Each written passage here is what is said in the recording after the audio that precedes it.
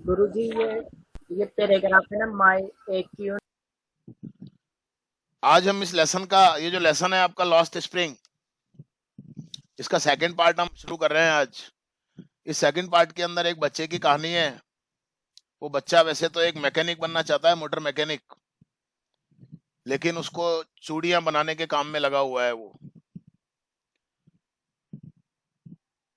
मजबूरी है उसके परिवार की, गरीब परिवार है, कर्ज में डूबा हुआ है। अभी आप देखेंगे किस तरीके से क्या होता है, क्यों वो मजबूर है। अब उसकी इच्छा तो है कि वो, इच्छा तो उसकी ये है कि वो मोटर मैकेनिक बने, बट अनफॉर्चुनेटली उसके परिवार की स्थितियां कुछ ऐसी हैं कि उसको चूड़ी बनाने के काम में लगना पड़ रहा है। देखिए जरा क्या है इसकी स्थिति, क्या है, कैसे नहीं है। वो जो हमने पहले कल स्टोरी पढ़ी थी, वो तो उस बच्चे की कहानी थी जो बांग्लादेश से आए हुए हैं, लेकिन ये ऐसे नहीं है, ये यहीं के रहने वाले हैं। फिर भी कुछ परिस्थितियां हैं, आप देखो जरा। I want to drive a car, लड़का जवाब देता है। यानी कि मैडम जब उससे पूछती है, फिरोजाबाद एक जगह है यूपी के अंदर, और फिरोजाबाद एक ऐसी जगह है यूपी के अंदर जहां पर कांच का सामान बहुत ज्यादा बनता है। चूड़ियां बड़ी फेमस है फिरोजाबाद की, चूड़ियां बहुत फेमस है फिरोजाबाद की। और ग्लास इंडस्ट्री बहुत जबरदस्त है वहां पर। मतलब कि कांच का जो सामान होता है वो बहुत बनता है वहां पर। ग्लास इंडस्ट्रीज के लिए जाना जाता है इस जगह को, फिरोजाबाद को, यूपी के अंदर है। तो फिरोजाबाद पहुंचती है मैडम, और वहां पर एक लड़के से इसकी मुलाकात होती है। लड़के का नाम है मुकेश। तो उससे वो पूछती है कि भाई तुम क्या करना चाहते हो। तो मुकेश कहता है कि I want to drive a car. उसने कहा मैडम मुझे तो कार चलानी है, कार चलाना चाहता हूं मैं तो।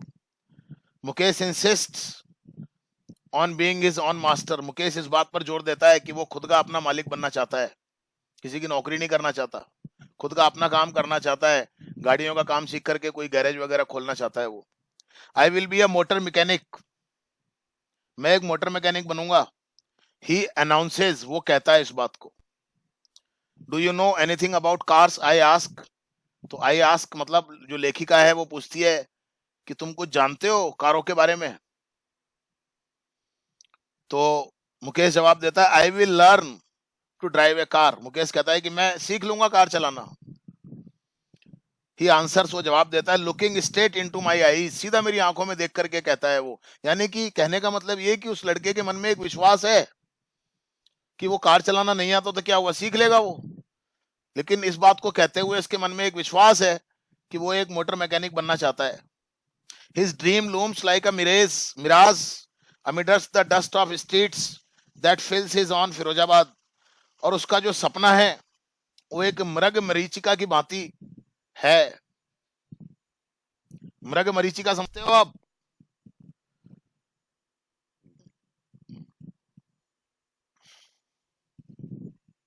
यानी कि उसका जो सपना है वो अस्पष्ट है। सपना तो है उसकी आंखों में कि वो एक मोटर मैकेनिक बनना चाहता है, लेकिन जिस प्रकार से मृग मरीचिका होती है, मृग मरीचिका का मतलब होता है, कोई बता सकता है आप में से मृग मरीचिका क्या होती है? सलमान तुम? नहीं? कोई भी आप में से? अच्छा चलो मैं बताता हूं आपको। कभी कभी गर्मी के दिनों में जब बहुत ज्यादा गर्मी होती है, जब हम सड़क के ऊपर चलते हैं, तो क्या आपको ऐसे नहीं लगता है कि आगे सड़क के ऊपर पानी भरा हुआ है, लेकिन पानी होता नहीं है? जब हम पास जाके देखते हैं तो वहां पानी नहीं होता है।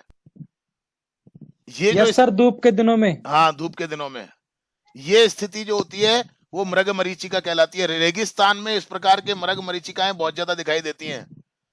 रेगिस्तान में जब कोई व्यक्ति होता है तो उसको लगता है कि आगे पानी है, तो वो उस तरफ जाता है, लेकिन वहां पानी नहीं होता है।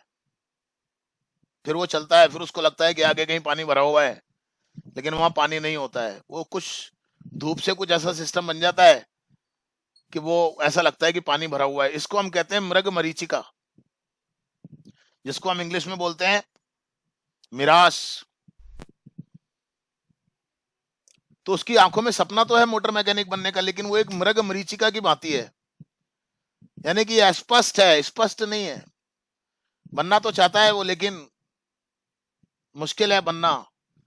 जिस प्रकार से मृग मरीचिका दिखाई देती है, उसी प्रकार से वो सपना है उसकी आंखों में। Amidst the dust of streets that fill his town Firozabad, उसके फिरोजाबाद का जो शहर है, उसका जो कस्बा है, उसकी गलियों में जिस प्रकार से मिट्टी भरी हुई पड़ी है और उसमें जिस प्रकार से मृग मरीचिका दिखाई देती है, उसी प्रकार से उसकी आंखों में वो सपना है, यानी कि पूरा होने वाला नहीं है। कहने का मतलब ये है। Firozabad famous for its bangles, Firozabad एक ऐसी जगह है जो अपनी चूड़ियों के लिए बड़ा प्रसिद्ध है। Every other family in Firozabad is engaged in making bangles, Firozabad का हर दूसरा परिवार चूड़ियां बनाने के काम में लगा हुआ है। It is the centre of India's glass blowing industry, where families have spent generations working around furnaces, welding glass, making bangles for all the women in the land it seems. और ये जो जगह है फिरोजाबाद, ये भारत का जो शीशा उद्योग है, कांच का जो सामान बनता है, ये जो उद्योग है कांच वाला, इसका एक केंद्र बिंदु है एक प्रकार से, ये मान लीजिए आप, जहां पर परिवार के परिवार अपनी पीढ़ियों से भट्टियों के सामने बैठ करके छोटे छोटे कांच के टुकड़ों को जोड़ करके चूड़ियां बनाने के काम में व्यस्त हैं। पूरे देश के अंदर जो चूड़ियां जाती हैं, काफी हिस्सा फिरोजाबाद से ही जाता है। तो आप ऐसे समझ सकते हैं कि फिरोजाबाद के अंदर लगभग हर दूसरा परिवार चूड़ी बनाने के कार्य में लगा हुआ है। चूड़ियां बहुत बनती है वहां पर। Mukesh his family is among them, Mukesh का परिवार भी उनमें से एक ही है। सारे परिवार, ज्यादातर परिवार चूड़ी बनाने के काम में लगे हुए हैं, तो मुकेश का परिवार भी उनमें से एक है।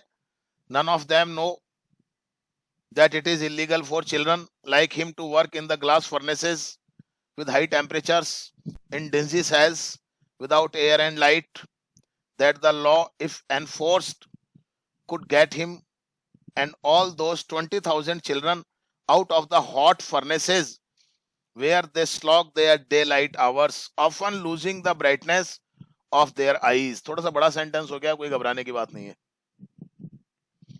None of them know, यानी कि उनमें से कोई भी नहीं जानता है। नेगेटिव सेंटेंस बन रहा है नन लगा करके।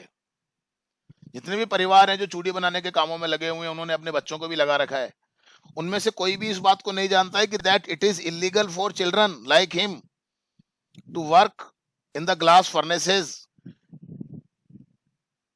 कोई भी इस बात को नहीं जानता है कि ये अवैध है, गैर कानूनी है, उसके जैसे बच्चों के लिए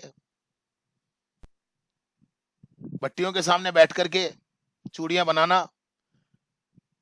ऐसी कोठरियां होती हैं, अंधेरी अंधेरी कोठरियां होती हैं, डिंजी सेल्स, छोटी छोटी कोठरियां होती है वहां पर। वहां पर ना कोई हवा होती है, ना कोई प्रकाश होता है, और उन छोटी छोटी कोठरियों में ऊंचा बहुत ज्यादा टेम्परेचर होता है, तापमान बहुत ज्यादा होता है, ना हवा ना प्रकाश।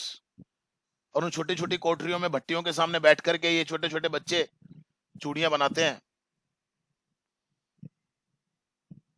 ये जो कार्य है इस प्रकार से छोटे छोटे बच्चों से करवाना, ये गैर कानूनी काम है, लेकिन वहां पर कोई इस बात को नहीं जानता है।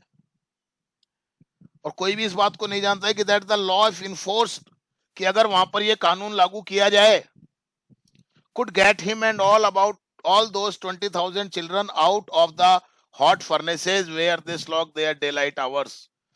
कोई भी इस बात को नहीं जानता है कि अगर वहां पर इस कानून को लागू किया जाए तो मुकेश और मुकेश के जैसे उन 20,000 बच्चों को इन गरम गरम भट्टियों के सामने से निकाला जा सकता है, जहां पर वो अपना पूरे दिन का समय, डेलाइट आवर्स का मतलब पूरे उनका दिन का जो समय होता है, वो अपना पूरा दिन वहीं पर ही वो लगा देते हैं, उस अंधेरी कोठरी में बैठे रहते हैं, चूड़ियां बनाते रहते हैं बैठे बैठे, जहां का ना कोई हवा होती है उस झोपड़ी कोठरी के अंदर, ना कोई लाइट होती है।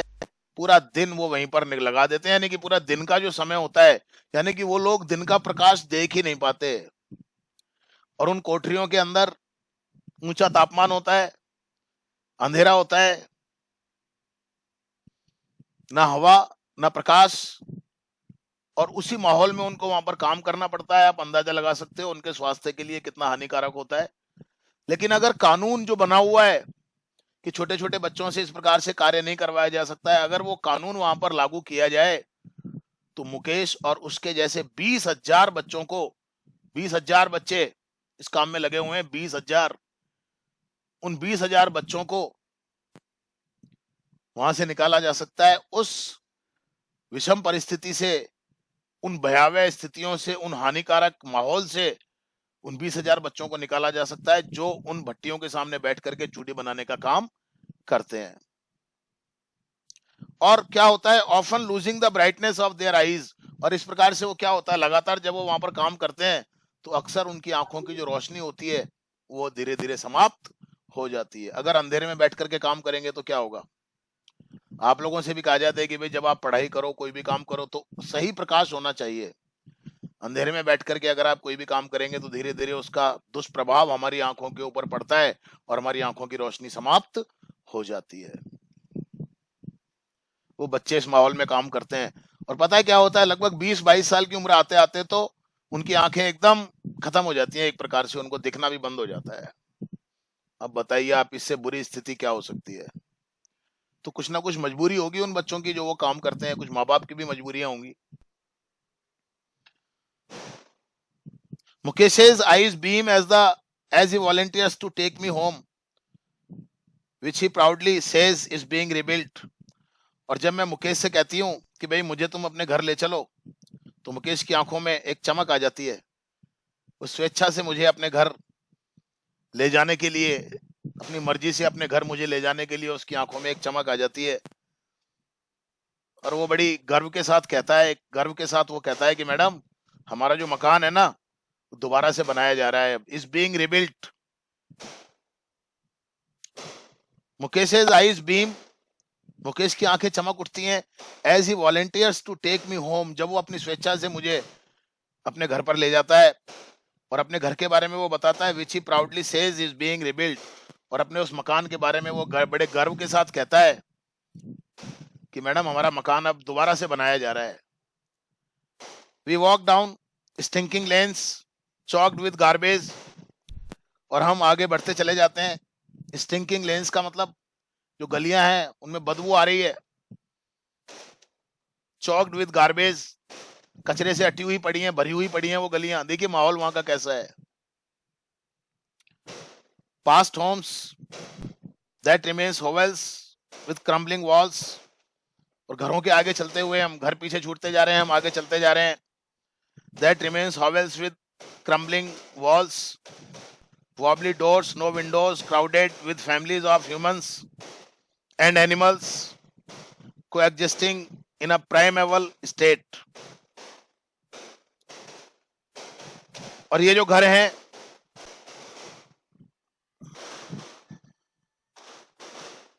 ये टूटी फूटी झोपड़ियां सी हैं। अब ये घर तो क्या रह गए हैं, ये टूटी फूटी झोपड़ियां सी रह गए हैं एक प्रकार से।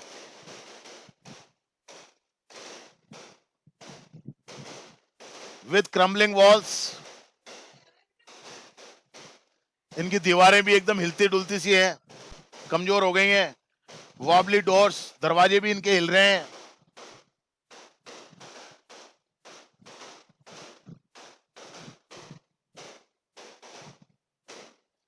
नो विंडोज, इनमें कोई खिड़कियां नहीं है।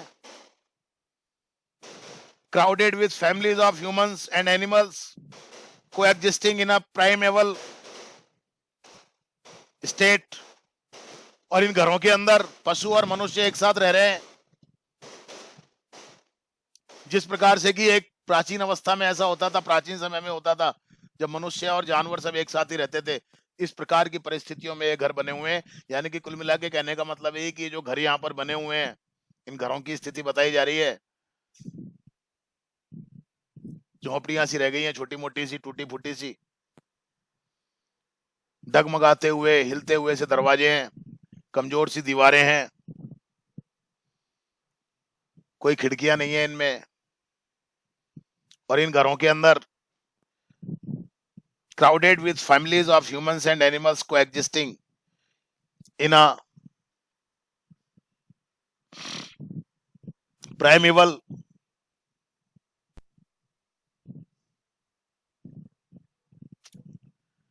स्टेट, यानी कि आदिम जमाने में जिस प्रकार से होता था कि घरों के अंदर ही पशु रहते थे, उन्हीं के अंदर ही मनुष्य रहते थे, इस प्रकार की स्थितियां यहाँ पर बनी हुई, यानी कि इस प्रकार के घर हैं, बता दिए मैंने आपको।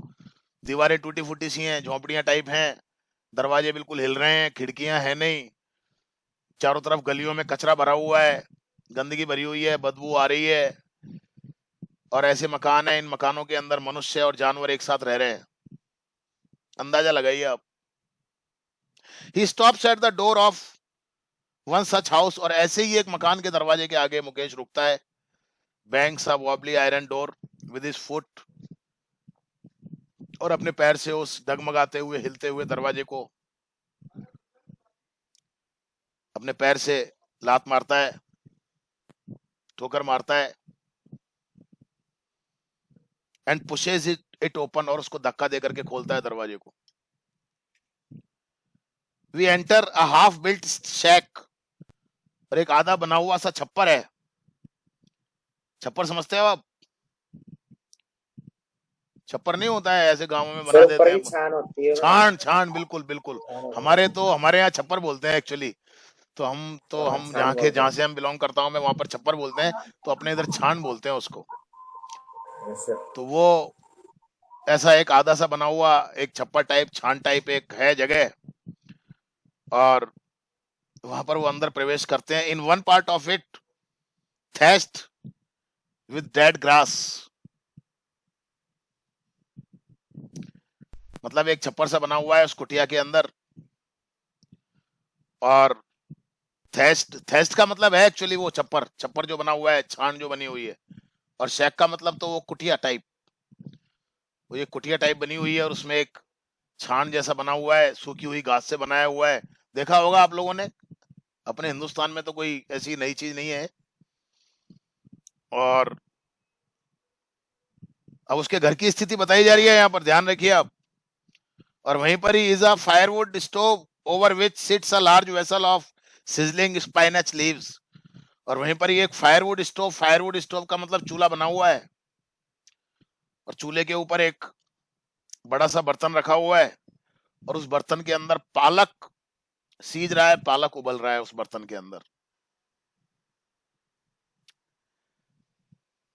आवाज आती है ना छन छन की सी, जब कोई भी चीज उबलती है तो इस प्रकार की आवाज आ रही है।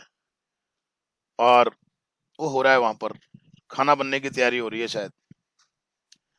On the ground in large aluminium platters are more chopped vegetables, और वहीं पर ही जमीन के ऊपर ही एक बड़ी सी एल्यूमिनियम की तस्तरियां, प्लेटें रखी हुई हैं, और उन प्लेट्स के अंदर कटी हुई सब्जियां रखी हुई हैं। A frail young woman is cooking the evening meal for the whole family, और एक कमजोर सी नवयुवती, फ्रेल यंग वुमन, एक कमजोर सी नवयुवती शाम का खाना बना रही है पूरे परिवार के लिए। प्रेजेंट कंटिन्यूअस टेंस है, is cooking. Through eyes filled with smoke she smiles, और उसकी आंखों में चूंकि धुआं भरा हुआ है। अब आजकल तो शहरों में तो गैस स्टोव होते हैं, तो धुएं का कोई चक्कर नहीं होता, लेकिन गांवों में जब चूल्हे जलते हैं तो चूल्हों में धुआं भी होता है। और धुएं से उसकी आंखों में जो धुआं जा रहा है, तो उसकी आंखों में पानी आ रहा है, और अपनी आंखों में उस धुएं से, पानी के साथ ही, धुएं से जो पानी आ रहा है उसकी आंखों में, उसके साथ ही वो मुस्कुराती है। She is the wife of Mukesh's elder brother, actually वो मुकेश के बड़े भाई की पत्नी है। Not much older in years she has begun to command respect as the bahu, the daughter in law of her house, already in charge of 3 men, her husband Mukesh and their father. और अभी वो बहुत बड़ी तो नहीं है, not much older in years, उम्र में तो वो बहुत ज्यादा बड़ी नहीं है। She has begun to command respect as the bahu, लेकिन घर के अंदर उसको एक बहू की नजरों से देखा जाता है, बहू है वो घर की। The daughter in law of the house, घर की पुत्र वधु। Already in charge of 3 men, और 3 लोगों की जिम्मेदारियां हैं उसके ऊपर खाना वाना बनाने की। 3 लोग कौन कौन है? हर हस्बैंड, उसका पति मुकेश, और एंड देयर फादर, और उनके पिता, यानी कि मुकेश और मुकेश के बड़े भाई के पिता, और दो भाई तो ये हो गए, एक पिताजी हो गए, तीन जने, और एक खुद हो गई चार। तो चार लोगों की जिम्मेदारियां उसके ऊपर है, अपने अलावा तीन लोगों की जिम्मेदारियां उसके ऊपर है, खाना वाना बनाने की, घर का सारा काम काज करने की। हालांकि उम्र उसकी बहुत ज्यादा नहीं है।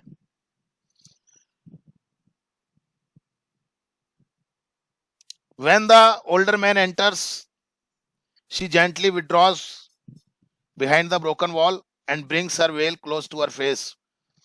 और जैसे ही घर का बड़ा बड़ा व्यक्ति अंदर आता है, घर का बड़ा व्यक्ति कौन है? मुकेश के पिताजी।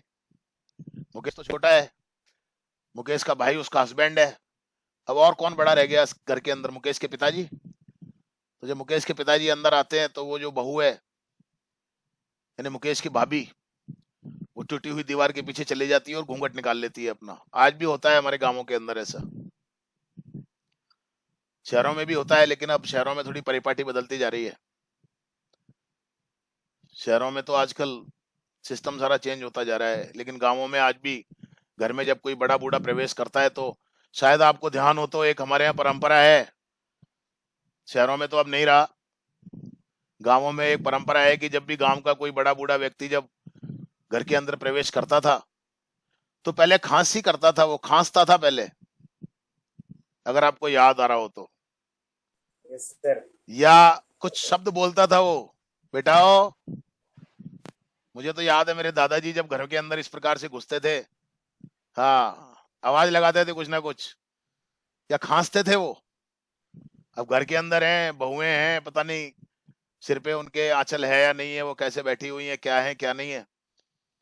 तो ये एक सिस्टम बना हुआ था कि जब घर के बड़े बुजुर्ग जब घर के अंदर आते थे, तो मेरे तो ताऊ जी या मेरे दादाजी जब घर के अंदर शाम को आते थे, या कोई भी बड़ा जब घर के अंदर आता था, तो हाँ अभी भी करते हैं, बिल्कुल है, ये परंपरा है हमारे यहाँ की, मान सम्मान है, तो वो खांस करके आते थे अंदर। और या फिर मेरे दादाजी खांस के आते थे, खांसने के साथ साथ वो आवाज लगाते थे, हाँ बेटाओ क्या कर रहे हो? तो वो उससे समझ में आ जाता था कि हाँ भाई आ गए घर के बड़े। तो घर की जो औरतें होती थी वो थोड़ी सी अलर्ट हो जाती थी, और घूंघट वूंघट निकालने का या इस तरीके की चीजें होती थी।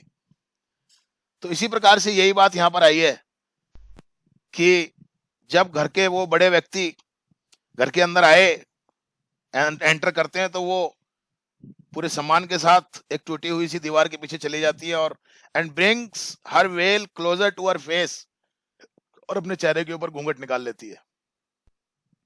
एज कस्टम डिमांड्स, जैसे कि एक रिवाज है, daughters in law must veil their faces before male elders, जैसे कि एक रिवाज है कि जो घर की बहुएं होती हैं वो अपने घर के जो बड़े होते हैं, बुजुर्ग होते हैं, उनके आगे वो अपना चेहरा ढक लेती हैं।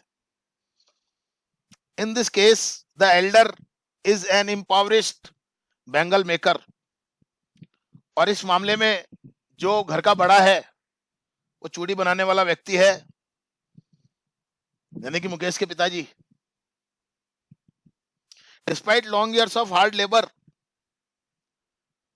और कई सालों के कठिन परिश्रम के बावजूद, first as a tailor then a bangle maker, he has failed to renovate a house, send his two sons to school। यहाँ पर मुकेश के पिताजी की बात की जा रही है कि मुकेश के पिताजी ने बहुत मेहनत की कई सालों तक। पहले वो टेलरिंग का काम करते थे, उसमें पार नहीं पड़ी, उसके बाद वो चूड़ी बनाने का काम करने लगे, कठोर उन्होंने परिश्रम किया, लेकिन उसके बाद भी वो कभी अपने घर की मरम्मत भी नहीं करवा पाए, और ना ही अपने दोनों बेटों को कभी पढ़ने के लिए स्कूल भेज पाए। देखिए गरीबी ये होती है, आदमी पहले अपना पेट भरे या परिवार को पाले पोसे, या पहले बच्चों को स्कूल भेजे पढ़ने के लिए। यही बात मैंने आपको कल भी कही थी, आज भी कह रहा हूँ, आप लोग बड़े लक्की हो जी कि हमें अच्छा परिवार मिला, अच्छे माँ बाप मिले। माँ बाप तो सभी अच्छे होते हैं, परिवार भी सभी अच्छे होते हैं, बस आर्थिक स्थिति है तो गरीब होना तो कोई पाप नहीं है। स्थितियां परिस्थितियां होती हैं, सबकी स्थिति एक जैसी नहीं होती है, समझते हैं आप लोग। लेकिन मैं अभी 2 मिनट के लिए यही कहना चाहूंगा आप लोगों को कि आप लोग भी इतनी मेहनत करें कि अगर घर में कोई प्रॉब्लम है आर्थिक रूप से, तो आप इतनी मेहनत करें, इतने बड़े बन जाएं, अपने आप को इतना इस लायक बना लें आप कि आप अपने परिवार को हर प्रकार के आर्थिक संकट से दूर कर सकें, निकाल सकें बाहर। ऐसा कहा जाता है हमारे यहाँ पर कि परिवार में अगर एक बच्चा भी अगर लायक निकल जाता है तो पूरे परिवार के दुख तकलीफों को दूर कर देता है वो। और अगर एक बच्चा भी अगर नालायक निकल जाता है ना, तो पूरे परिवार को बदनाम भी कर देता है वो, बर्बाद कर देता है वो। तो आप तो अच्छे बच्चे हैं, समझते हैं चीजों को। समय खराब ना करें कभी भी अपना, खूब पढ़ें लिखें, मेहनत करें। आज अगर आपको कुछ मौके मिले हुए हैं, आज आपके माता पिता आपके लिए लगे हुए हैं, मेहनत कर रहे हैं आपको एक अच्छा व्यक्ति बनाने के लिए। कई बार हम देखते हैं, आज भी हम देखते हैं कई बार कि रिक्शा चलाने वाला, उसका बेटा आईएएस बन गया, चाय की थड़ी वाला जो रोजाना मुश्किल से 150 रुपए कमा पाता है, जैसे तैसे करके उसने अपने बच्चों को पढ़ाया, तो वो बच्चे भी समझते हैं इस बात को, बड़े अच्छे जगह पर निकल गए। कई बार देखा जाता है, अभी एक बिहार में मैंने देखा कि एक रिक्शा चलाने वाला व्यक्ति, उसकी बेटी आईएएस बन गई। तो एक दिन वो अपने पिता को उसी रिक्शे पर बैठा करके, उसी ठेले पर बैठा करके, और खुद उस ठेले को चला रही है, आईएएस बनने के बाद पूरे घुमा रही है वो। इसमें शर्म नहीं होनी चाहिए। मेहनत का कोई भी, ईमानदारी का कोई भी काम होता है, मेहनत का कोई भी काम होता है, तो कोई शर्मिंदगी वाली बात नहीं होनी चाहिए कभी भी। ये तो स्थितियां और परिस्थितियां होती हैं जिसकी वजह से व्यक्ति को इस प्रकार के काम कभी भी कोई छोटा नहीं होता है। ध्यान रखिए आप, कभी भी कोई भी काम छोटा नहीं होता। मेहनत और ईमानदारी से किया हुआ कभी भी कोई भी काम छोटा नहीं होता है। मैंने ऐसे बहुत सारे ऑटो ड्राइवर्स को देखा है जो ऑटो चलाते हैं और अपने बच्चों को बहुत अच्छी जगह पहुंचा देते हैं। तो बच्चे भी इस बात को समझते हैं कि यार देखो हमारे पिताजी कितनी मेहनत कर रहे हैं हमारे लिए। कुछ बच्चों के पिताजी तो मजदूरी भी करते हैं। मजदूरी कोई आसान होती है क्या? लेकिन कभी शर्म मत करना कि यार मेरे पिताजी तो छोटा सा काम करते हैं, मजदूरी करते हैं, रिक्शा चलाते हैं, सब्जी का ठेला लगाते हैं। गर्व करना, गर्व, कि देखो मेरे पिताजी हमारे लिए इतना कुछ कर रहे हैं। और एक बात हमेशा ध्यान रखना कि आपको इस लायक अपने आप को बनाना है जीवन में। पैसा तो बहुत बड़ी जरूरत होती है, अपने आप को पैसा कमाने लायक इतना तो बनाना है कि आप अपने परिवार के आर्थिक संकटों को दूर कर सकें। और आज हो सकता है कि आप में से किसी के पिताजी, किसी की, मुझे नहीं पता क्या करते हैं आपके पिताजी, मैं कभी ज्यादा पूछता भी नहीं हूं। बस आप लोग हैं, आपको इतना मैं जरूर देखता हूं और मैं गर्व करता हूं आपके माता पिता के ऊपर कि किस प्रकार की विषम परिस्थितियों में वो आपको पढ़ाते होंगे। मुझे गर्व होता है।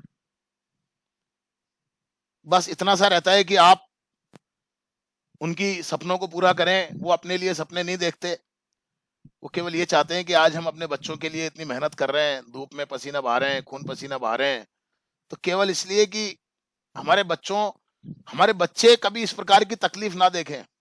आज अगर मैं मजदूरी कर रहा हूं तो मेरे बच्चों को कभी ये मजदूरी नहीं करनी पड़े। आज अगर मैं रिक्शा चला करके अपने परिवार को पाल रहा हूं तो कभी मेरे बच्चों को रिक्शा नहीं चलाना पड़े। मैं आज छोटा मोटा काम कर रहा हूं, सब्जी बेच रहा हूं ठेले के ऊपर, तो मेरे बच्चे को कभी ये काम नहीं करना पड़े। मैं आज अगर कोई छोटी मोटी नौकरी कर रहा हूँ 8,000 की, 10,000 की, तो मेरे बच्चे को इस तरह की परिस्थितियों में नहीं फंसना पड़े। और इसलिए एक पिता या एक माँ दिन रात मेहनत करती है, ना सुबह देखते हैं, ना शाम देखते हैं, ना रात देखते हैं, लगे रहते हैं बेचारे। कई घरों में तो माता पिता दोनों काम करते हैं। तो हमें भी उनका समझना चाहिए। और मैं तो यही कहूंगा आप लोगों से, ये मैं, मेरे दिल की आवाज है जो निकल रही है अभी, कि वो आपके ऊपर गर्व कर सकें कि हाँ हमारा बच्चा है, हमने इनके लिए इतनी मेहनत की, तो आज ये बच्चे हमको सुख दे रहे हैं। ये भी सुखी हैं और हमको भी सुखी दे रहे हैं। एक माँ बाप के लिए सबसे पीड़ादायक बात होती है जब वो अपने बच्चों को दुखी देखते हैं। तो बस यही कहूंगा मैं आपसे। All he has managed to do is teach them what he knows, the art of making bangles। और वो अपने बच्चों के लिए जो कुछ कर पाया, मुकेश के पिताजी। एक मिनट, जरा एक कमेंट आया है एक बच्चे का, मैं जरा, आप अगर कहें तो मैं देख लूं।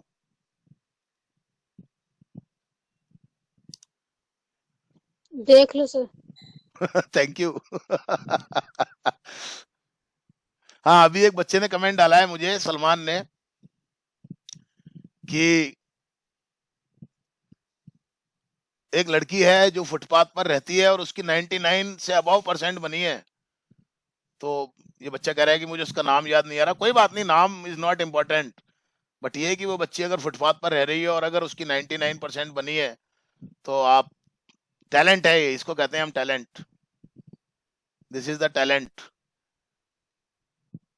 कल मैं टीवी पे प्रोग्राम देख रहा था, तो कोई आता है ना म्यूजिक का, डांस वगैरह के जो प्रोग्राम आते हैं, सडनली मैं कभी कभी देख लेता हूँ। मतलब ऐसे मेरा कोई इंटेंशन नहीं होता है। टीवी में देख रहा था मैं, या पता नहीं मोबाइल पे देख रहा था, फेसबुक पे, मुझे ये याद नहीं आ रहा, शायद मोबाइल पे देख रहा था मैं। तो उसमें स्टेज के ऊपर एक बच्चा आया, लड़का था, और उस लड़के के पिताजी, कहीं झारखंड से आया था वो लड़का, और उस लड़के के पिताजी रिक्शा चलाते हैं। तो सच बताऊं तो मेरी आंखों में भी आंसू आ गए जब मैंने देखा कि उसके पिताजी रिक्शा चलाते हैं। उसके पिताजी का भी दिखाया था, उस पिताजी को भी दिखाया था, उसके पिताजी को भी दिखाया था। तो उसके पिताजी कह रहे थे, जी मैं अपने बच्चे के लिए कुछ भी कर सकता हूँ, बस मैं नहीं चाहता हूँ कि ये कभी मेरी तरह रिक्शा चलाए। और वो बच्चा जब स्टेज के ऊपर आया, आप लोग तो देखते होंगे इस तरीके के जो प्रोग्राम्स आते हैं, तो उस बच्चे ने भी यही कहा, जी मैं चाहता हूँ कि मेरा सिलेक्शन हो जाए, और जिससे कि मैं अपने माँ बाप के सपनों को पूरा कर सकूं। सच में आंखें भर जाती हैं जब इस तरीके की चीजों को हम देखते हैं। तो किसी अमीर व्यक्ति के बच्चे को जब देखते हैं तो नहीं भरती, लेकिन किसी गरीब व्यक्ति के बच्चे को जब हम देखते हैं तो हमारी आंखें भर जाती हैं कि यार देखो, माँ बाप ने कितना कठोर परिश्रम करके अपने बच्चों को कहां से कहां पहुंचा देते हैं लोग। कभी उनका दिल मत दुखाना, कभी उनका असम्मान मत करना। और माँ बाप तो वो चीज होते हैं कि अगर हम अपने शरीर की, क्या कहा जाता है ऐसा, कि हम अपने माँ बाप के शरीर की हम अगर अपने शरीर की खाल जो होती है, उस खाल की अगर जूते चप्पल भी बना करके अगर अपने माँ बाप को हम पहनाएं, तो भी शायद हम उनका कर्ज कभी चुका नहीं सकते हैं। माँ बाप तो वो चीज होती है। बस, और तो मैं क्या कहूं आपसे, लेसन भी पूरा करना है। मन तो करता है कि मैं आपको ये बातें समझाता रहूं, सिखाता रहूं, आपके अंदर ज्यादा से ज्यादा मैं इस तरीके की चीजें डाल सकूं।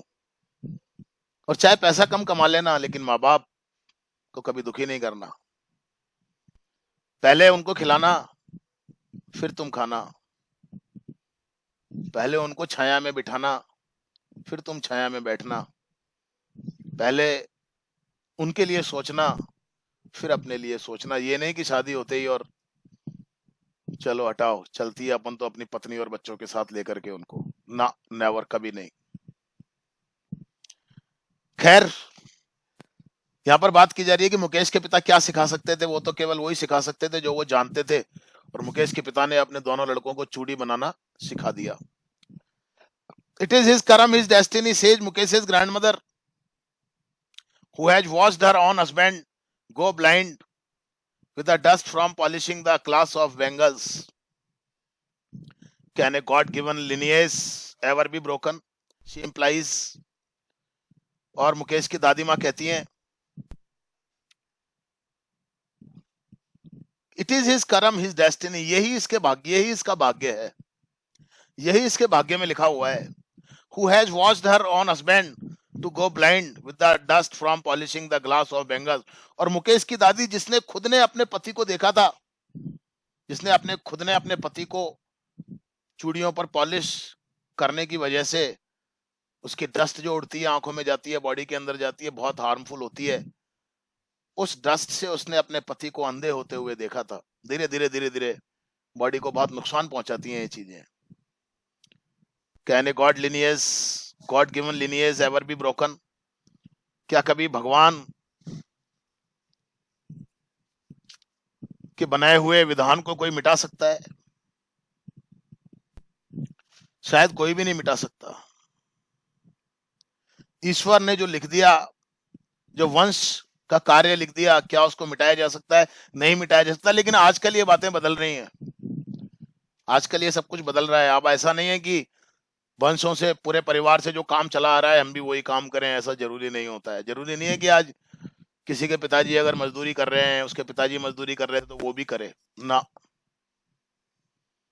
जरूरी नहीं है। ध्यान रखिए इस बात को आप। लेकिन वो कहती है पुराने जमाने की है, उसका यही मतलब होता है, born in the caste of bangle makers they have seen nothing but bangles. और वो कहती है कि चूंकि चूड़ी बनाने वालों के घर में अगर हम पैदा हुए हैं तो हम तो बंधे हुए हैं, चूड़ी बनानी है हमारे को। तो अब नहीं है ऐसा। जरूरी नहीं है कि कुम्हार के घर में बच्चा पैदा हुआ है तो वो मिट्टी के बर्तन ही बनाएगा, ऐसा नहीं होता है, जरूरी नहीं है ऐसा। Born in the caste of Bengals makers, they have seen nothing but Bengals in the house, in the yard, in every other house, every other yard, every street in Firozabad. और चूंकि चूड़ी बनाने वालों के घर में पैदा हुए हैं तो उन्होंने चूड़ियां ही चूड़ियां देखी हैं, हर जगह चूड़ियां ही चूड़ियां हैं, घर के अंदर, बाहर, आंगन के अंदर, हर जगह चूड़ियां ही चूड़ियां हैं। इन एवरी अदर हाउस, हर दूसरे घर के अंदर, एवरी अदर यार्ड, हर दूसरे आंगन के अंदर, एवरी स्ट्रीट इन फिरोजाबाद, और फिरोजाबाद की हर गली के अंदर चूड़ियां ही चूड़ियां हैं। चूड़ियां ही सबसे ज्यादा बनती हैं वहां पर। स्पाइरल ऑफ बेंगल्स, चूड़ियों के बंडल लपेट देते हैं ना डोरी के अंदर, लटकी हुई रहती हैं दुकानों पर। Sunny, gold, pea green, royal blue, pink, purple, every colour born out of the 7 colors of the rainbow lie in mounds in uncamped yards, are piled on four-wheeled hand carts pushed by young men along the narrow lanes of the shanty town. हर जगह चूड़ियां ही चूड़ियां हैं, हर प्रकार के, हर रंग की चूड़ियां हैं। सुनहरे रंग की चूड़ियां, पेडिग्रीन, धान के जैसे रंग की चूड़ियां, रॉयल ब्लू, पिंक, पर्पल, हर तरह की चूड़ियां। इंद्रधनुष का जो रंग होता है उसमें से जो हर निकले हुए हर रंग की चूड़ियां वहां पर आपको मिलेंगी। लाई इन माउंट्स ऑन अनकैप्ड यार्ड्स, ढेरों के ढेर पड़े हुए हैं, अव्यवस्थित जो ढेर लगे हुए हैं चूड़ियों के। Are piled on four wheeled hand carts, हाथों से चलाने वाले जो ठेले होते हैं उन ठेलों पर भी चूड़ियों के ढेर लगे हुए हैं। Pushed by young men along the narrow lanes of the shanty town, और ये चूड़ियां ठेलों के अंदर भी हैं। और 4 पहियों वाली जो गाड़ियां होती हैं, उन गाड़ियों को ढकेलने वाले जो नवयुवक हैं, वो शहर की जो सकड़ी तंग गलियां हैं, सकड़ी गलियां हैं, उन गलियों में ठेलों पर भी आपको वो चूड़ियां दिखाई दे जाएंगी। And in dark hutments next two lines of flames of flickering oil lamps sit boys and girls with their fathers and mothers welding pieces of colored glass into circles of bangles। और जो अंधेरी झोपड़ियां बनी हुई हैं, छोटी छोटी कोठरियां बनी हुई हैं, लाइन लगा करके वहां पर छोटे छोटे से लैंप रखे हुए हैं, टिमटिमाते हुए, जलते हुए लैंप रखे हुए हैं। और वहां पर लड़के और लड़कियां अपने माता पिता के साथ बैठे हुए होते हैं, और वो बैठे हुए भट्टियों के सामने कांच के छोटे छोटे से टुकड़ों को गोल सर्किल में बना करके उनकी चूड़ियां बना देते हैं। Their eyes are more adjusted to the dark than to the light inside, देखिए लाइट आउटसाइड। और उनकी आंखें अंधेरे की अभ्यस्त हो चुकी हैं, बाहर उजाले में जाते हैं तो उनकी आंखें नहीं खुलती हैं, क्योंकि उनकी आंखें अंधेरे की अभ्यस्त हो चुकी हैं। मैं आपको एक एग्जांपल देता हूं इसका। रात भर हम सोते हैं, आंखें बंद रहती हैं हमारी, अंधेरे में सोते हैं हम। सुबह जब हम एकदम से अगर कोई लाइट जला दे तो कैसा लगता है आपको? सोते समय अगर आपको कोई सो रहे हैं और एकदम से अगर कोई लाइट जला दे, आपकी आंख खुल जाए, तो चूंकि काफी घंटे से आप अंधेरे में सो रहे हैं तो आपकी आंखें अंधेरे की अभ्यस्त हो जाती हैं, लेकिन एकदम से लाइट जलाते ही आप उस लाइट को बर्दाश्त नहीं कर पाते हो। अरे बंद करो, लाइट बंद करो, क्या लाइट जला दी आपने? ऐसा ही कुछ इन बच्चों के साथ भी है। क्योंकि दिन भर ये उस अंधेरी कोठरी में काम करते हैं, दिन का जो उजाले का समय होता है तब भी वो इस अंधेरी कोठरी में बैठे रहते हैं, तो इनकी आंखें अंधेरे की अभ्यस्त हो चुकी हैं रादर देन लाइट। प्रकाश में इनकी आंखें खुलती भी नहीं है। This is why they often and up losing their eyesight before they become adult. और यही कारण है शायद कि वयस्क अवस्था में आने से पहले पहले इनकी आंखों की रोशनी खत्म हो जाती है। माहौल है ना।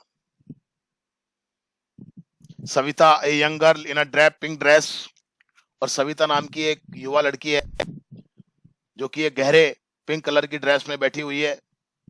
Seats alongside an elderly woman, एक बुजुर्ग सी महिला है उसके बराबर में बैठी हुई है। सोल्डरिंग पीसेज ऑफ ग्लास, और वो ग्लास के छोटे छोटे टुकड़ों को, सोल्डरिंग का मतलब जोड़ रही है कोई टेक्निक होती है उससे जोड़ते हैं। आज तो खैर मशीनों से बनने लग गई हैं चूड़ियां, ये तो पुरानी बातें हैं, कहीं ना कहीं होता ही होगा ऐसा। मैंने तो देखा नहीं कभी चूड़ियां बनते हुए। एक बार मैंने जरूर देखा था, मैं हिंडौन में गया था, हिंडौन मेरी सिस्टर रहती है, तो वहां पर चूड़ी बनाने का काम होता है, लाख की चूड़ियां बनती है वहां पर। तो मैं एक बार उसको जरूर देख करके आया था, तो वही एक भट्टी से जलती रहती है और बनाते हैं लोग चूड़ियां। मैं एक्सप्लेन तो नहीं कर सकता हूँ आपको कि किस तरीके से कैसे वो बनाते हैं, पर लेकिन वो बहुत काम होता है वहां पर। हिंडौन के अंदर भी लाख की चूड़ियां बनने का काम बहुत ज्यादा होता है।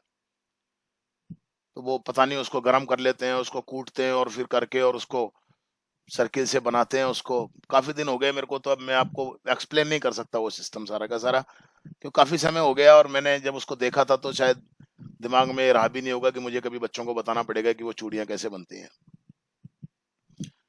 तो सविता बैठी हुई है, एक बात बताई जा रही है एक जगह की, और एक बुजुर्ग सी महिला के बराबर में सोल्डरिंग पीसेज ऑफ ग्लास, और ग्लास के शीशे के कांच के छोटे छोटे टुकड़ों को वो जोड़ रही है। As her hands move mechanically like the tongs of a machine, और उसके हाथ एक मशीन की तरह काम कर रहे हैं। टोंग का मतलब होता है चिमटी, जैसे एक मशीन की चिमटी होती है ना, पकड़ लेती है चीजों को। छोटे छोटे बच्चों की जो हाथ होते हैं वो बड़े यूजफुल होते हैं इस काम के लिए, पकड़ लेते हैं चीजों को चिमटी की तरह। तो मशीन की तरह वो काम कर रही है, मैकेनिकली एक यंत्र की तरह शीशे के टुकड़ों को ऐसे पकड़ लेती है और जोड़ने का काम वो कर रही है। I wonder if she knows the sanctity of the bangles she helps make, और मैं सोचती हूँ कि क्या उसको मालूम है जिन चूड़ियों को वो बना रही है, इन चूड़ियों की पवित्रता क्या है। हमारे यहाँ पर चूड़ियां क्या मानी जाती हैं, बता सकता है आप में से कोई? सुहाग की निशानी मानी जाती हैं। हमारे यहाँ पर विधवा औरतें चूड़ी नहीं पहनती हैं, और चूड़ियां जो होती हैं कांच की, वो शादी होने के बाद ही कोई लड़की पहनती है। हमारे यहाँ पर चूड़ियों का महत्व केवल एक एक सजावटी सामान नहीं है, और जब किसी महिला का पति मर जाता है तो वो चूड़ियों को तोड़ दिया जाता है। तो चूड़ियां जो होती है वो एक सुहाग की निशानी माना जाता है। अब वो लड़की यहाँ पर जो लेखिका कह रही है कि क्या इस छोटी सी लड़की को मालूम है, हाँ हिंदू रिलीजन के अंदर भी है, और मैं समझता हूँ कि शायद ये तो सलमान बता सकता है कि जो मुस्लिम धर्म है इसके अंदर भी चूड़ियों को इस तरीके से माना जाता है क्या? सलमान बता सकता है हमारे को इस बात को? पहने रहते हैं हैं? पहने रहते हैं सर। पहनते हैं? सर तो क्या जिस तरीके से हिंदू धर्म में चूड़ियों को एक सुहाग के रूप में माना जाता है, क्या उसी तरीके से मुसलमान धर्म में भी माना जाता है क्या भैया? आप लिख के भी बता सकते हो, अगर आपकी आवाज नहीं आ रही है तो मैं बच्चों को बता दूंगा तो पता चलेगा इनको भी। Salman, are you listening to me? Yes sir. हाँ, तो आप बता सकते हैं कि क्या आपके धर्म में भी इस प्रकार से माना जाता है इनको? सर मैंने भी देखा था ना, और पहन रखी थी सर पहनते। हाँ, तो क्या सुहाग के रूप में भी मानते हैं क्या? हाँ सर। चलिए, आपको भी इतना पता नहीं है, बच्चों को क्या पता है इन चीजों के बारे में। चलो कोई बात नहीं, पर माना जाता है, मतलब हो सकता है कि अलग किसी और धर्म में माना जाता है, नहीं माना जाता है, पर अपने यहाँ तो माना जाता है। तो मैं सोचती हूँ कि क्या इस बच्ची को, इस सविता को, जो छोटी सी बच्ची है जिन चूड़ियों को बनाने में मदद कर रही है, क्या इन चूड़ियों की पवित्रता के बारे में इसको कुछ पता है? It symbolises an Indian woman सुहाग ऑस्पिशियसनेस इन मैरिज, ये जो चूड़ियां हैं ये एक भारतीय महिला के सुहाग के प्रतीक के रूप में मानी जाती हैं और शादियों के अंदर इनको बड़ा शुभ माना जाता है। जब शादियां होती हैं तो चूड़ियां पहनाई जाती हैं महिलाओं को। It will dawn on her suddenly one day when her head is wrapped with a red veil, her hands dyed red with henna, and red bangles rolled onto her wrists. और एक दिन अचानक इस बच्ची को ये बात समझ में आएगी, अचानक से जब उसके सिर के ऊपर एक लाल घूंघट डाला जाएगा, उसके हाथों में मेहंदी लगाई जाएगी और उसके कलाइयों में लाल चूड़ियां पहनाई जाएंगी, तब शायद एक दिन इसको पता चलेगा कि इन चूड़ियों को क्या माना जाता है। अभी तो वो बना रही है, उसको पता भी नहीं है। she will then become a bride, और तब वो एक दुल्हन बन चुकी होगी, बन जाएगी, like the old woman beside her who became one many years ago. She still has bangles on her wrist but no light in her eyes. और बिल्कुल उसी बूढ़ी महिला की तरह जो उसके बराबर में बैठी हुई है, जो कि ये बूढ़ी महिला कई साल पहले ही एक दुल्हन बन चुकी थी।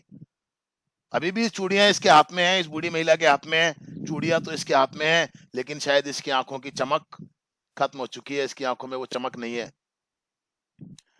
एक वक्त शेर भर खाना भी नहीं खाया, शी सेज, और जब उसे पूछा जाए तो वो कहती है in a voice drained of joy, अपनी सूखी हुई आवाज के अंदर, एक बिल्कुल शुष्क आवाज के अंदर वो कहती है, जिसमें आनंद नाम की कोई चीज नहीं है, वो कहती है कि साहब मैंने तो कभी पेट भर के कभी खाना भी नहीं खाया मेरे जीवन में। ओहो my god, she has not enjoyed even one full meal in her entire life time. उसने तो अपने पूरे जीवन में एक वक्त भी भरपेट खाना भी कभी नहीं खाया है। कहां से खुशी होगी? दैट्स व्हाट शी हैज रीप्ड, यही तो उसको मिला है, आज तक की मेहनत का उसको यही परिणाम मिला है। Her husband an old man with a flowing beard says, और उसका पति जिसकी एक दाढ़ी है लटक रही है, वो कहता है I know nothing accept bangles, वो कहता है कि मैं तो चूड़ियों के अलावा कुछ जानता नहीं। All I have done is make a house for the family to live in, मैं तो आज तक बस इतना ही कर पाया हूं कि अपने परिवार के रहने के लिए एक मकान ही बना पाया हूं, बस मैं और कुछ भी नहीं कर पाया। कहने का मतलब यह है कि ये लोग इन स्थितियों में रहते हैं, इतनी मेहनत करते हैं, अपने स्वास्थ्य को भी गंवा देते हैं, लेकिन फिर भी इनको इनकी जरूरतें भी पूरी नहीं हो पाती हैं। Hearing him, one wonders if he has achieved what many have failed in their lifetime. और उसकी बात सुनकर के कोई भी ये सोच सकता है कि भाई इसको तो वो तो मिल गया जो व्यक्ति अपने पूरे जीवन भर में भी किसी को नहीं मिल पाता है। मकान बनाना इतना आसान होता है क्या? लेकिन आज कम से कम इसने मकान तो बना लिया। He has a roof over his head, आज कम से कम इसके सर के ऊपर एक छत तो है, रहने के लिए मकान तो है। The cry of not having money to do anything except carry on the business of making bangles, not even enough to eat, rings in every home. हर घर में से एक ही आवाज सुनाई देती है कि कुछ और करने के लिए इनके पास पैसा ही नहीं है। except carrying on business of making bangles, चूड़ी बनाने के अलावा, ये चूड़ी बनाने का जो कार्य है, इसके अलावा इनके पास और कोई रास्ता ही नहीं है, क्योंकि और कुछ करने के लिए इनके पास पैसा ही नहीं है। Not even enough to eat, rings in every home, हमारे पास तो इतना खाना भी नहीं है, ये कहते हैं कि हम अपना पेट तो कम से कम भर सकें, मजबूरी है, चूड़ियां ही बनाते रहेंगे हम। The young men echo the lament of their elders, और जो नवयुवक हैं वो भी अपने बुजुर्गों के दुख को, तकलीफ को ही बयान करते रहते हैं, उनके प्रतिध्वनियां जो उनकी निकलती हैं, यानी कि उनके बुजुर्ग जिस प्रकार से दुख से रोते रहे, आजकल के नवयुवक ये जो हैं चूड़ी बनाने वाले, ये भी इसी प्रकार के दुख को व्यक्त करते रहते हैं। देखिए आप, उसी चीज को दोहराते रहते हैं ये भी, पीढ़ियों के बाद पीढ़ियां। Little has moved with time, समय के साथ साथ ना के बराबर चीजें बदली हैं। लिटिल आया है यहाँ पर, खाली little, a little, the little और लिटिल। तो जब खाली लिटिल आता है तो इसका मतलब ना के बराबर होता है, नेगेटिव सेंस में इसका अर्थ जाता है। लिटिल का मतलब ना के बराबर, ए लिटिल का मतलब थोड़ा सा, और द लिटिल का मतलब जो भी है थोड़ा, वो है तो थोड़ा ही लेकिन सारा। तो लिटिल हैज मूव्ड का मतलब ना के बराबर ही कुछ बदला है। समय के साथ साथ इट सीम्स इन फिरोजाबाद, ऐसा लगता है कि फिरोजाबाद में तो समय के साथ साथ ना के बराबर ही चीजें बदली हैं। Years of mind numbing toil have killed all initiative and the ability to dream। और सालों की जो मेहनत इन्होंने की है, दिमाग को सुन्न कर देने वाली मेहनत जो इन लोगों ने की है, उस मेहनत ने इनके सारे प्रयासों को खत्म कर दिया है। सारी पहल जो भी ये करना चाहते हैं उसको समाप्त कर दिया है, और इनकी जो एबिलिटी है सपना देखने की, वो भी समाप्त हो चुकी है। अब तो इतने सुन्न हो चुके हैं इनके दिमाग कि अब तो ये सपना भी नहीं देख पाते हैं। Why not organize yourselves into a cooperative? I ask a group of young men who have fallen into the vicious circle of middlemen who trapped their fathers and forefathers। और फिर मैंने पूछा, तुम अपने आप को संगठित क्यों नहीं कर लेते हो? मैंने पूछा, I ask a group of young men, मैंने नवयुवकों के एक समूह से पूछा कि भाई तुम अपने आप को संगठित क्यों नहीं कर लेते हो? तुम्हारे साथ सब कुछ इतना हो रहा है, इतनी मेहनत तुम लोग करते हो, तो संगठित हो जाओ। Who have fallen into the vicious circle of middlemen, और ये जो समूह है नवयुवकों का, ये दलालों के चंगुल में फंस चुका है। Who trapped their fathers and forefathers, और इन दलालों ने केवल इनको ही नहीं बल्कि इनके पिता और उनके पिताओं के पूर्वजों को भी अपने चंगुल में फंसा रखा है, कर्ज के चंगुल में फंसा रखा है। इस दुनिया में ऐसे बहुत सारे लोग हैं जो कर्ज के चंगुल में बेचारे गरीब लोगों को फंसा लेते हैं। बहुत सारे लोग हैं ऐसे, बेचारे मजबूर हो जाते हैं, क्या करें, जब तक कर्जा नहीं चुकाएंगे जब तक जा नहीं सकते। Even if we get organized, we are the ones who will be hauled up by the police। तब ये नवयुवक कहते हैं कि मैडम, अगर हम अपने आप को संगठित कर भी लेंगे तो भी हमारी मुसीबत आ जाएगी, हमको पुलिस पकड़ के ले जाएगी। Beaten and dragged to jail for doing something illegal, और अनायास ही बिना मतलब ही हमारे ऊपर कुछ गैर कानूनी कार्यों को करने का आरोप लगा दिया जाएगा पुलिस के द्वारा, और हमको जेल में डाल दिया जाएगा। होता है, अच्छे लोग भी होते हैं, बुरे लोग भी होते हैं। They say, वो इस बात को कहते हैं, there is no leader among them, अब उनके बीच में कोई नेतृत्व करने वाला नहीं है। No one who could help them see things differently, कोई भी ऐसा व्यक्ति नहीं है उनके बीच में जो उनको चीजों को अलग तरीके से देखने की उनके अंदर एबिलिटी पैदा कर सके, अच्छा बुरा उनको समझा सके। Their fathers are as tired as they are, उनके पिता भी जिस प्रकार से थके हुए हैं तो ये बच्चे भी उसी प्रकार से थक चुके हैं। They talk endlessly in a spiral that moves from poverty to apathy to greed and to injustice। हाँ, बातें खूब करते हैं ये लोग, और ये बातें इनकी इस प्रकार से गोलमोल घूमती रहती हैं कि गरीबी से शुरू होती हैं, गरीबी से लेकर के उनकी दुख तकलीफ पर आ जाती हैं, फिर लालच पर आ जाती हैं, और फिर अन्याय पर आ जाती हैं, लेकिन कुछ कर नहीं पाते, ये बस केवल बातें ही कर लेते हैं। लिसनिंग टू देम, बस लास्ट पैराग्राफ है। I see two distinct worlds, important paragraph है, देखिए। और उनकी बातों को सुनकर के वहां पर मुझे दो अलग अलग संसार नजर आए। One of the family caught in a web of poverty, एक ऐसे परिवार का, एक ऐसा संसार जिसमें ऐसे परिवार हैं जो कि एक गरीबी के मकर जाल में फंसे हुए हैं। burdened by the stigma of caste in which they are born, उनके ऊपर अपनी जाति का एक ऐसा धब्बा लगा हुआ है, जिस जाति में वो पैदा हुए हैं तो उनको यही कहा जाता है कि तुम इस जाति में पैदा हुए हो, तुम तो यही काम करोगे। अब तो खैर ऐसी स्थितियां नहीं है, बहुत कुछ बदल रहा है, बहुत कुछ बदल रहा है, कभी रहा होगा ऐसा। The other a vicious circle of the sahukars, the middlemen, the policemen, the keepers of law, the bureaucrats and the politicians। दो संसार हैं, एक तो इस गरीब परिवारों का संसार है जो जातियों के बंधन में, गरीबी के बंधन में जकड़े हुए हैं, इस मकर जाल में फंसे हुए हैं, और एक ऐसा कुचक्र है साहूकारों का, दलालों का, पुलिस वालों का, कानून के रखवालों का, अधिकारियों का और राजनीतिज्ञों का।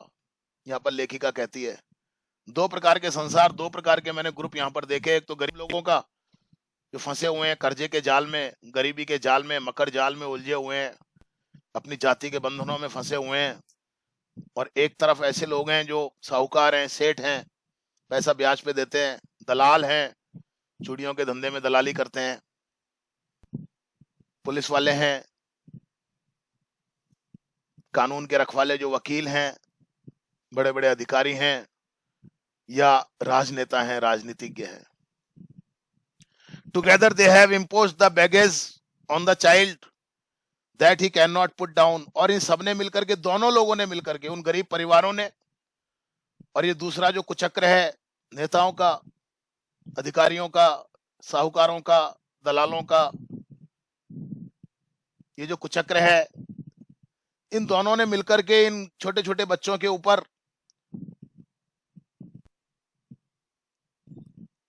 एक वो डाल दिया है, क्या कहते हैं, एक ऐसा बोझा लाद दिया है इन बच्चों के ऊपर जिसको ये बच्चे अब उतार भी नहीं पाते।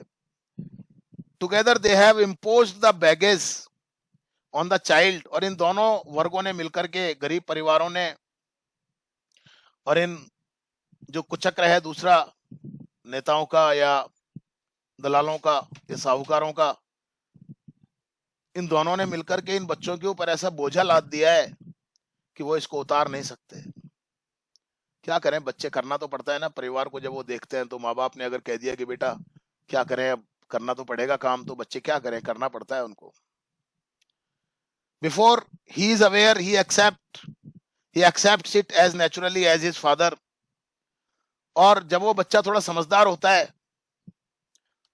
उससे पहले ही वो उन चीजों को स्वीकार कर चुका होता है स्वाभाविक रूप से, जैसे उसके पिताजी ने स्वीकार किया था।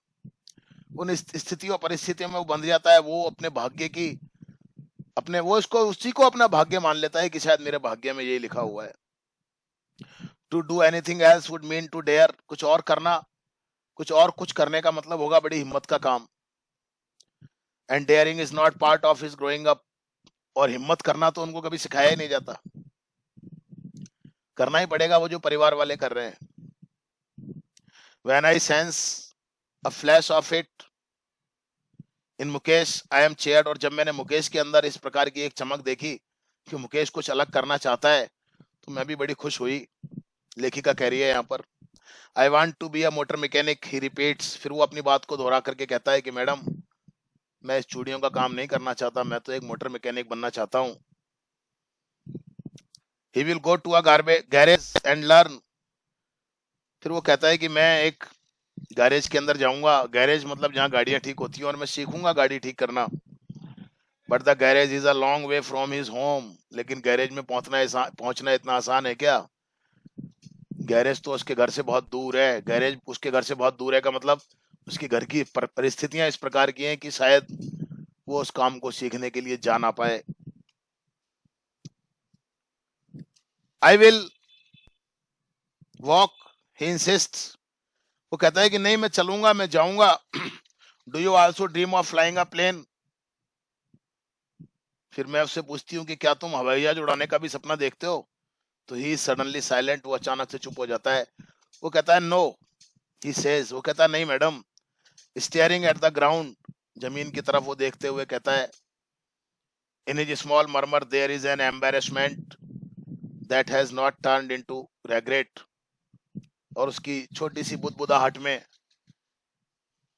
एक शर्मिंदगी का भाव तो होता है, लेकिन पश्चाताप का भाव नहीं है।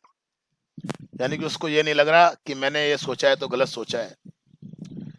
He is content to dream of cars that he sees hurtling down the streets of his town.